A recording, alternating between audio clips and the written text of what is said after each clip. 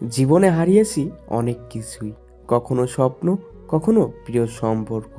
হারিয়েছি অনেক প্রিয় মুহূর্ত, কখনো হয়তো নিজেকে। তবুও বেঁচে থাকার শক্তি খুঁজে পাইনি।